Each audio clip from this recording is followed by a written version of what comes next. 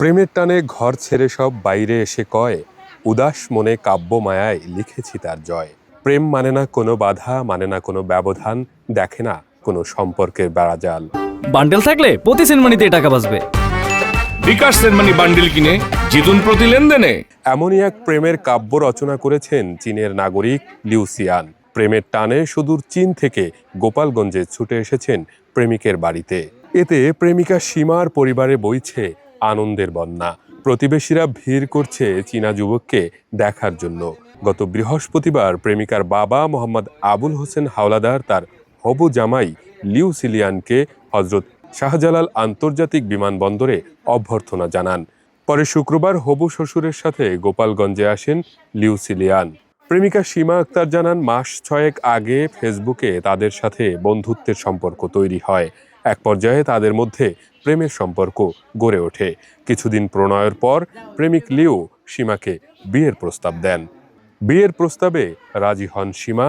এরপরই বিয়ের জন্য বাংলাদেশে আসার সিদ্ধান্ত নেন লিও। সে ফ্রেন্ড ছিল, পরে আর কি বয়ফ্রেন্ড অনুবাদ ব্যবহার করে কথা বলতাম এবং সেও অনুবাদ ব্যবহার করে আমার সাথে কথা বলতো এবং ভিডিও কলে কথা হতো। সে তার বাড়ি গেছে, তার বাবা মার সাথে পরিচয় করাই দিয়েছে এবং তাদের অনুমতি নিয়ে তারপরে সে ভিসার জন্য অ্যাপ্লাই করছে।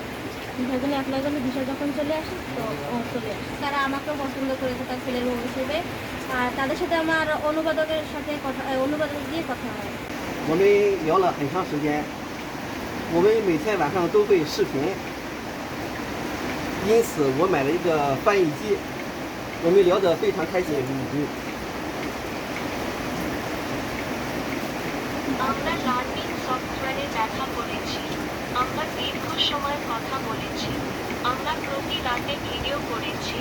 তাই আমি একটি অনুবাদক কিনেছি এবং আমরা খুব খুশি ছিলাম। 在中国坐了1天的飞机来孟加拉，我跟他结婚，这个是我最大的诚意，我喜欢我的妻子。 আমি বিশেষ করে আমার স্ত্রীকে পছন্দ করি। আমি বাংলাদেশে একদিনের বিমান নিয়েছি। আমি তাকে বিয়ে করেছি। এটা আমার সবচেয়ে বড় আন্তরিকতা। আমি আমার স্ত্রীকে পছন্দ করি। 还有我妻子的家里，我觉得孟加拉的环境非常不错，但是也有一些不足的地方，但是我相信它会慢慢好起来的。让我们一起来见证它。